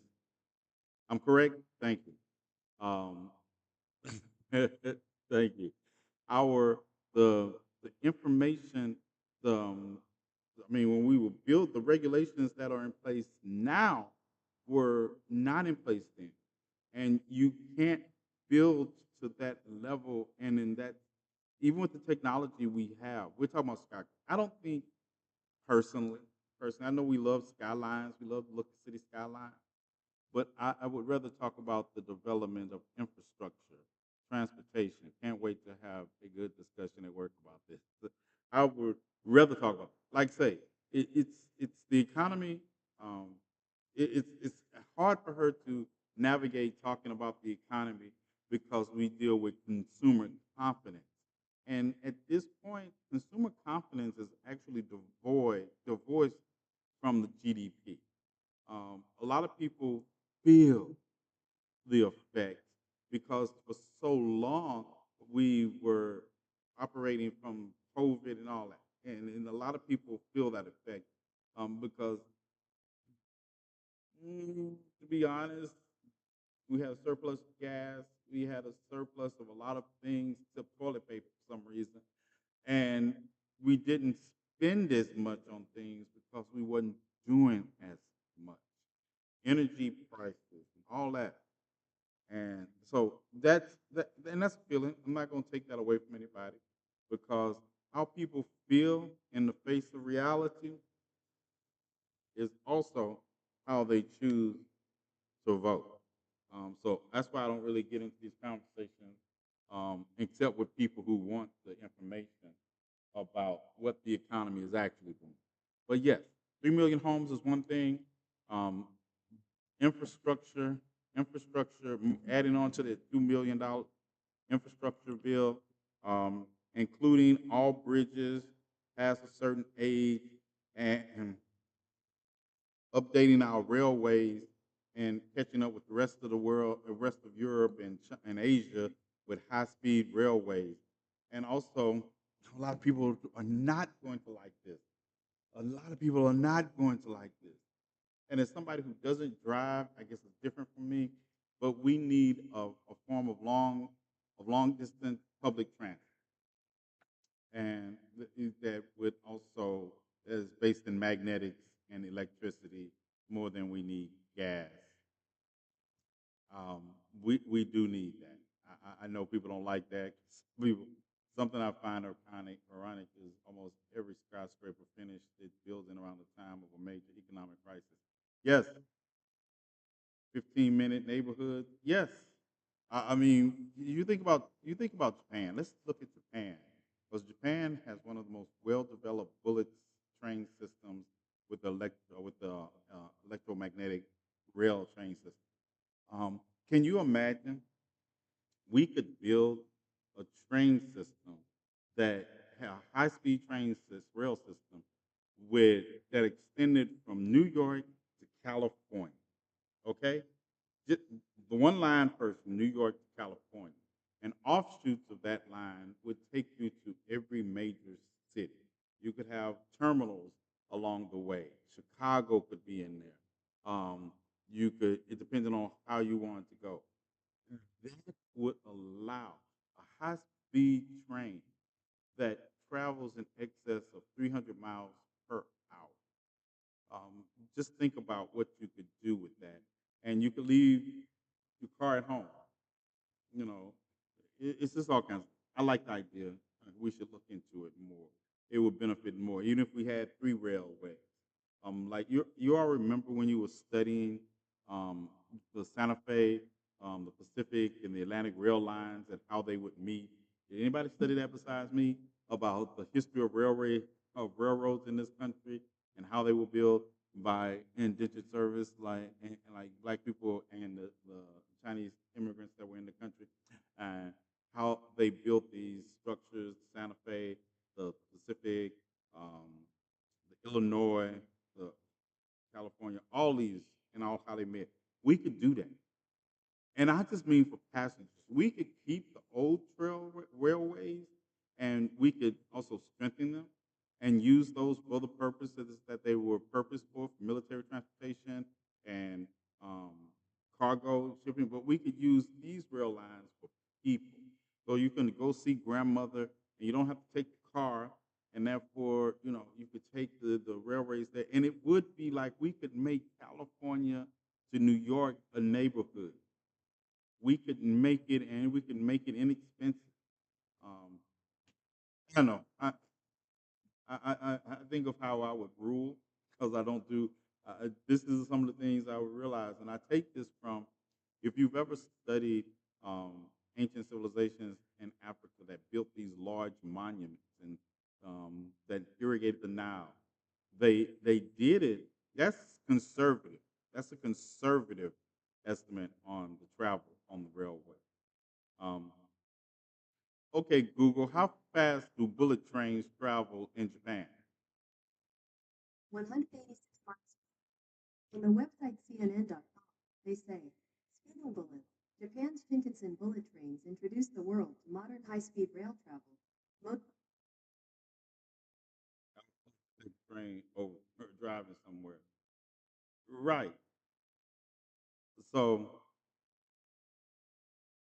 They would be monorail, but they would be magnetic push monorails.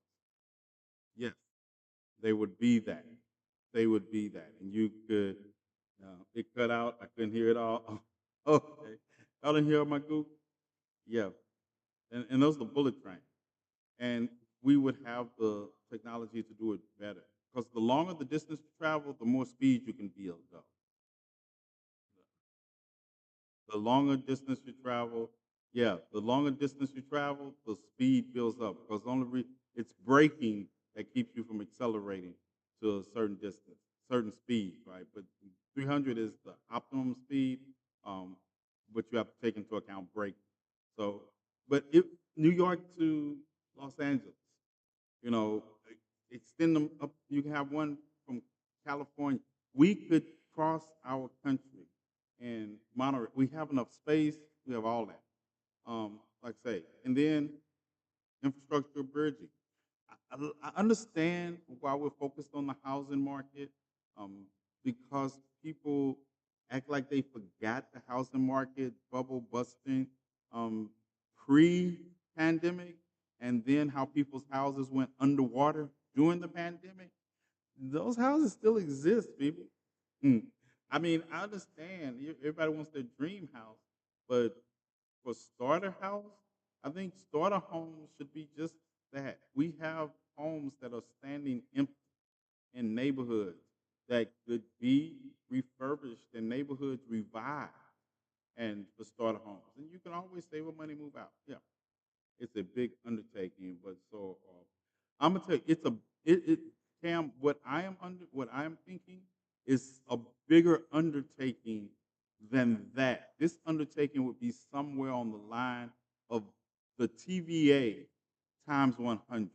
The Tennessee Valley Authority, the Hoover Dams, and all that.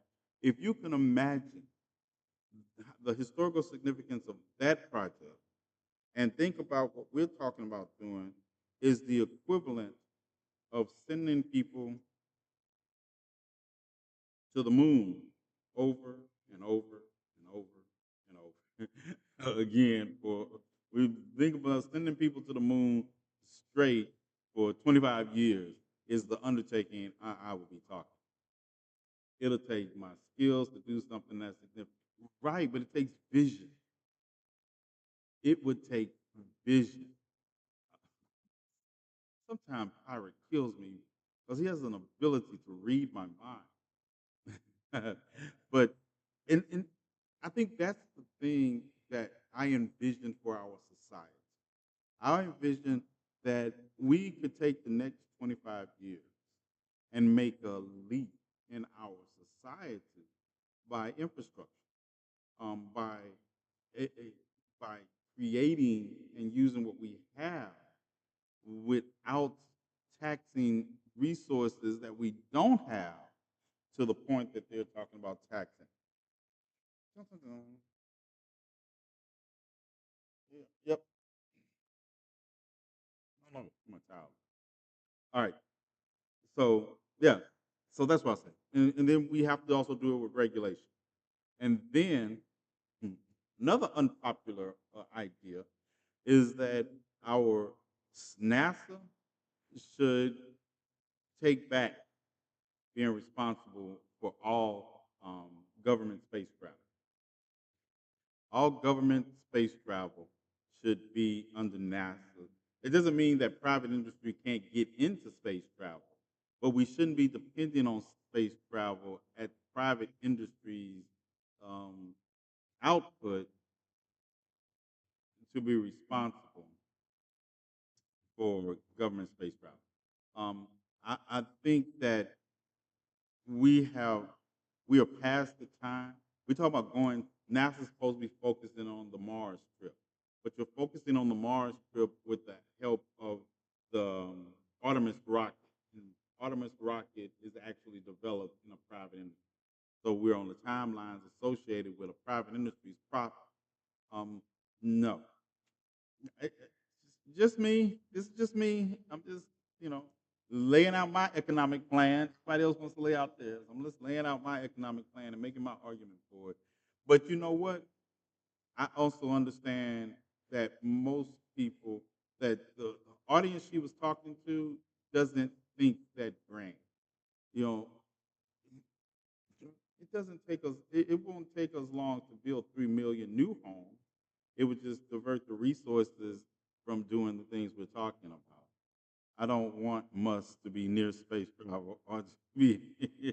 Look, it, my problem is, yeah, my problem. I have a problem with Elon Musk, yes, but those are not issues what happened. I realized that Tesla would have been driven into the ground if it wasn't for American taxpayers bailing it out, and no one realizes that. But it's not that I don't think, and people don't realize, Elon Musk is not the Nikola Tesla of this generation. Elon Musk at best is the Thomas Edison. Um, he's, he surrounds himself with brilliant people. The young lady who runs Tesla and SpaceX. These are the brilliant people. He just takes credit for others' work and right. He is surrounded by brilliant people, and that's what gets me. Because Elon Musk is a flaming conspiracy theorist, and that's what bothers me with Elon Musk. Oh, I know something's in the corner of my eye. And because Tesla is valued as a tech investment, not a car manufacturer. Right, right. I do forget some of the people working around him. Right, and because he doesn't spotlight, he doesn't spotlight. So yeah, and I'm on X. His Twitter is insane. He drives me absolutely nuts. Yeah, I just got my Twitter account back a couple of weeks ago because I had got blocked for something I said. I was like, this is the. I won my appeal. It just took me 2 weeks to win the appeal. What did Elon have to do with any of that process? Who designed those cool cars? Engineers who built those skills. Right. What's going on over here? Olivia. Yeah, I'm off the radio. I can cuss. I can cuss. It is off airtime, so that yeah. But we get to the fact that I looked at the economic plans, but what I want to hear, and the thing about some of the things we want to hear as informed electorate, other people don't want to hear until it's too late. I want to hear about an economic plan that takes into realistic account that we cannot suspend the safety that we have, the agencies that are in charge of safety, like OSHA. You might not like OSHA. It might make it longer to produce things, but when OSHA didn't exist, you couldn't build a skyscraper in New York without 17 to 20 people dying in the construction of a skyscraper. The Pentagon, most of the accidents at the Pentagon were created because of the rapid pace that it was undertaken and the unsafe conditions that they did that. Kids donate to the swear jar. Greatly appreciate it. Y'all greatly appreciate it. But I probably would still swear, and then I would take money out the swear jar and do other things with it that we do. Um, I'm not going to hurt my brain cells trying to make something make sense. He's pro free speech and yet bans people fighting for right. Yeah, people seem to forget that Elon Musk is from South Africa and he came of age in South Africa during the time of apartheid. I don't know how people just overlook that with Elon Musk. I feel like people at the top take so much credit for others' work. Yes, I don't even have to read the rest. It is, but this is the thing. Because the people that really create and do things, or even in activism, we don't care about the recognition. We care about changing the world. Um, I don't need a statue, or they don't need those. But they have too many people that want the statue, and they will claim the work of those with their heads on their boots on the ground, or their heads doing the creation, because those people don't care. They don't care. OSHA hate is always crazy coming from employees. Like, okay, go in it. Right. Do, do you understand the amount of OSHA hate that came when they started to regulate and say asbestos is killing you all? The very people fighting it are the people dying from asbestos poison. And you're fighting it. Fiberglass fibers should not be in your lungs, and you need to wear a mask. And you're like, oh, mass that slows my job down. All these regulations OSHA doing, they slow my job down. Yes, OSHA also. You realize people didn't wear hard hats in construction areas? Do you understand that we talk about the Empire State Building? Harnesses were not required then. Right. Every rule OSHA has ever instituted in the workplace has a meaning, either death or maiming. And mine saved me a couple of times. Yeah. So we got to realize that we can do two things at the same time, and that's what I did.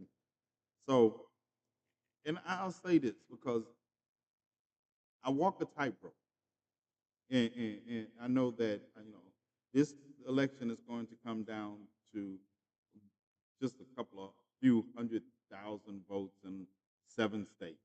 Okay, 7 states.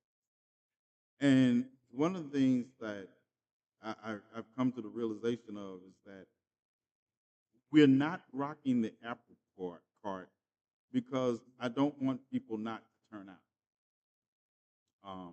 I don't want people to get so confounded in the little minutia of details that I would think are important to think it's bigger. Like I said, even I listen to our economic plan. I like it for what it is. I can see how to do better. But when you're dealing with the fact that some people can make that distinction, if I'm talking about how I would do better, means I'm being critical of what is talked about without an understanding that even what she is talking about is way better than what the opposition is talking about. There are types of groups that come into your job that do make work a lot more annoying, but OSHA is kind of doing it right. Don't mind me, I'm just jumping back and forth between TikTok and Twitch. Luckily, never had to hang from a safety harness, but the hard hat took some abuse. Yeah. And so we got to keep. So we're going to have a lot of conversations on November the 6th. We're going to have a lot of conversations on November the 6th. That's why I don't care about policy as far as plan. I like your idea. I like the ideas. I like the idea of the plan. Um, we'll figure out how to implement it.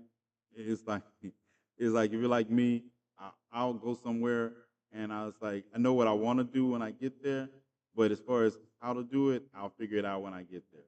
I live in a swing state, and I'm worried about the election results. Seems to be swaying in the less favorable choice. What swing state do you live in? Because I think, if you don't mind telling, I'll give you my analysis on the swing states as they stand now. The only thing I don't like about OSHA is when she almost killed. Stop it. Ohio is going to vote Republican. Ohio is going to vote Republican. And did you hear the statement by your senator, the running for senator, about women over 50 don't need to be worried about reproductive rights? Yeah, I started to do a video on him, but it was like, there's so many of them that you could do videos on. This man said that he doesn't understand women over 50 basically being concerned about reproductive rights. And then when he got called on it, he says, "Oh, I'm just joking." Who jokes about it? It's like women over 50, number one, have sisters. They, it's like you're basically, by that logic, you're saying that white people should not care about any disenfranchised people in our society because you're not white. They're not white. Because racists always tell you who they are if you listen long. I don't trust Wisconsin's last election was separate. That's it, Cam. And when a black man ran for Senate, we elected a piece of shit over Barnes, but yet we elected Evers, a white liberal. Yes. And that's that's what they tell you. And that's why I tell people why I fight. Because you can't fight for liberation of a section, without fighting for the liberation of all. Because if you're just fighting for the liberation of a section, they're going to divide and conquer, and then they're going to use those that you are not fighting for against you. All my elders keep asking me for grandchildren. How many you want? You want to borrow one? You want to borrow one? I can get you a grandniece or a grandnephew if you like. Either you can call them your grand. Either way, yeah. People don't tell you. People think I don't celebrate Christmas because I got too many of them. Yeah, I don't celebrate Christmas because that's probably the underlying rule. I'm glad Ohio voted to protect abortion rights, but hearing a lot of scary rhetoric. Yeah, yes, and Ohio, or I mean, DeWine, I give DeWine credit for his statement coming out calling the false allegations in Ohio about Haitians eating cats and dogs. I give him credit for that. But yeah, I see you all are going to have to be careful because you're going to have to fight for women's reproductive rights as long as you all keep electing Republicans in the majority in Ohio. It's a good thing that the citizens you don't, but you all seem to have a tendency of electing men that could be a starring war. They have starring roles in The Handmaid's Tale. Don't just give me away. Just don't give away the crumb snatchers. The lawyers are here. Yeah, it's wild. The Haitian stuff is fairly local to me, and people still believe the lies. Yeah, yeah, and you like say you look at what Representative Clay Higgins did today. It tells you like we live here, we can see it's not true. Brainwash people. You know what? I don't even know if it's brainwashed because brainwash would imply an external force. These people are just looking for things to confirm their own bias. They're not. I don't think they're brainwashed. They just look for confirmational bias because that's who they are. That is who they are. They look for confirmational bias.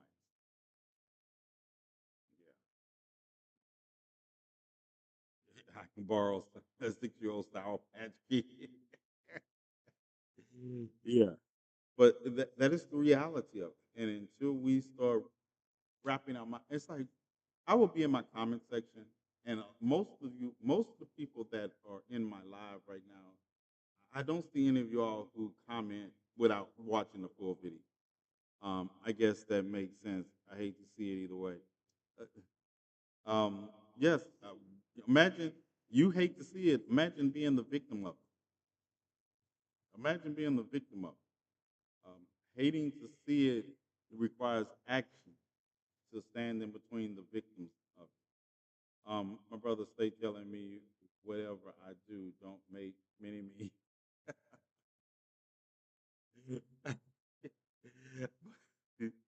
But you have to get Olivia cracks me up. That's why I told her I got to stop reading her comments out loud. Yeah, but you get to the factor that the swing states are going to come down to a couple 100,000, and I'm going to say right now that Kamala Harris should, if she wins Pennsylvania and North Carolina, along with the rest of the states that the Democrats are going to win and the Republicans. But if she wins North Carolina and Pennsylvania, she has a 95% chance of getting enough electoral. I could call that if the election comes in and she shows she wins Pennsylvania and North Carolina within that first 2 hours on election, I'm going to boost my chances from 75. Like I say, she's going to win the popular vote, but I'm gonna boost my chances from saying 90 from where I'm at. I'm at about 65 to 70% right now, but I will go up to 95% if she wins those two states off the bat. And then we just got to. I don't. I think Arizona is going to be an up. Let me tell you the swing states I think are going to be the hardest for them. Arizona is going to be a hard state. The Sun Belt period. I think Arizona, um, Nevada should probably win the congressional district in Nevada. Um, I think Michigan she has a better chance of winning Michigan than Wisconsin, but she could win both of them. It's a possibility. Georgia, she should win Georgia, but I think she's going to fall behind because of men. And that's another thing. Most of the states she's going to fall behind in is going to be because of men, white men, and Rocky Raccoon. And so we need to make that ground up by getting women involved. But she won't lose it because of college age men. College age men are going to overwhelmingly go for Kamala Harris. Um, it's the white evangelical male or anyone or the and black men that are misogynist or just suffering from menage a trois. And a lot of men are threatened by women leaders. That's why there was no reason Hillary Clinton, no matter what you feel about Hillary Clinton politically, there's no reason she should have lost to Donald Trump. She lost to Donald Trump because of misogyny. Donald Trump's base is built in a misogynistic, what I call a weak man's idea of a strong man. And then they bring women along with them. When you hear women, MAGA supporter women talking, and they're literally they're literally talking about voting in their not in their best interest. Let that sink in. And it's usually some stupid man standing right there with them. I'm not gonna lie. I knew it was going to happen to just remember the climate before the election. Yeah, I may or may not have made plenty of grown-ups cry when I was a kid. She snuck that one in on me because there are plenty of men of color that vote against their own. Yes, but see, they have tricked themselves into believing against their best interests based in their menage a noir. It amazes me when I see these black men that don't have a pot to piss in or windows to throw it out talking about supporting Donald Trump. Like, are you listening to yourself? But that's how much they don't like black women. They would rather vote for the man than they would to vote for a black woman because they don't like women. And I don't mean, I say that people they start going off. I didn't say they didn't like sex with women. I said they don't like women. That's a whole different category. That's nothing about sexuality. That's about most men that fall into those categories, 99% don't like women. They only like the women they control. My provider said he voted for Trump because it didn't want Hillary to win. Right. And I'm tell women, if your man, I need to make a video. If your man or your boyfriend, your husband, uh, any intimate partner you have is voting outside of your self interest, that should be a deal breaker. Stop making excuses. I be looking at people making excuses for their significant other and all this. No, there are some deal breakers, and you all should exercise. That's the big part of a lot of this. It's a choice, and is a choice Donald Trump, and it's never not shocking to me that he's even stood a chance in an election. I'm gonna tell you, if if Kamala Harris, if Kamala Harris was a man, this election wouldn't be this close. Could say the same things to make the exact same stances she is making right now, and this election wouldn't be this close. I used to have a best friend whose hubby was a huge Trump supporter in 2016. We invested in. Right. Those are deal breakers. Those are deal breakers. If you continue to support people who don't support you, it is a deal breaker. I don't know what other way to say it. I don't know how people get up in the morning and lay next to somebody who is actively working against your self determination rights, that is actually working to control your body. Because these Republicans are so tough to beat on election day.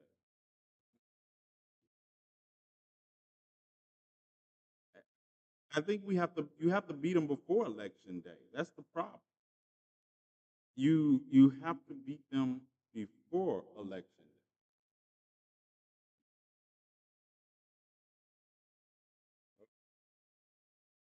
Got a minute.